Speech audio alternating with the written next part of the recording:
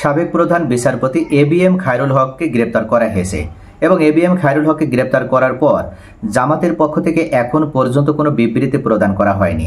তবে আজকে জামাত আমির ডাক্তার শফিকুর রহমান উনি এক মারাত্মক এবং বিস্ফোরক মন্তব্য করলেন সাবেক প্রধান বিচারপতি এবিএম খায়রুল হককে নিয়ে। শুধু মন্তব্যই করলেন না, উনি দীর্ঘ এক বিবৃতিও প্রদান করলেন। ওনার ফেসবুকে ভেরিফাইড পেজে এই বিবৃতিটা প্রদান করেছেন। আমি এখন জামাত আমির ডাক্তার শফিকুর রহমান যে বিবৃতি প্রদান করেছেন সেটা আপনাদের সামনে হুবহু তুলে ধরব।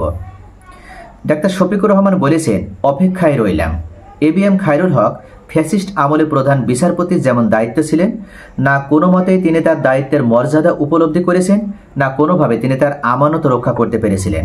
তার ভিতরে এমন কোনো কার্যক্রম দেখা যায়নি যে তিনি মর্যাদা রক্ষা করার চেষ্টা করেছেন বা আমানত রক্ষা করার চেষ্টা করেছেন। এই মর্যাদাপূর্ণ চেয়ারে বসে ইতিপূর্বে কেউ দেশ ও জাতির এত বড় ক্ষতি করেনি যতটা না ক্ষতি করেছে এই এবিএম খায়রুল হক। তার হঠকারী রায়ের মাধ্যমে রাজনৈতিক মাফিয়াদের হাতে গুম, খুন, লুণ্ঠন সহ সকল অপকর্মের লাইসেন্স ও হাতিয়ার তুলে দেওয়া হয়েছিল।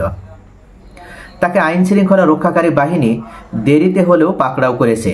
জাতি এখন তাদের সুষ্ঠু বিচার এবং ন্যায্য শাস্তি দেখতে চায়। তার ক্ষেত্রে আমরা শুধু ন্যায় বিচারই প্রত্যাশা করি। ন্যায় বিচারে তিনি ইতিহাসের শিক্ষণীয় শাস্তি পাওয়ার উপযুক্ত হবেন, এটাই আমরা আশা রাখি। জামাত আমির ডাক্তার শফিকুর রহমান আরও উল্লেখ করেছেন যে এবিএম খায়রুল হক ফ্যাসিস্ট আমলে প্রধান বিচারপতির দায়িত্বে ছিলেন। তিনি এই দায়িত্ব থাকাকালীন তেনার যতটা দায়িত্ববোধ নিয়ে কার্যক্রম পরিচালনা করার কথা ছিল তিনি কিন্তু সেই দায়িত্ব নিয়ে কাজ করতে পারেননি। শুধু তাই নয়, তিনি দেশের 19তম প্রধান বিচারপতি হিসেবে 2010 সালের 27 সেপ্টেম্বর নিয়োগ পান। একই বছরে 30 সেপ্টেম্বর থেকে তার নিয়োগ কার্যকর হয়।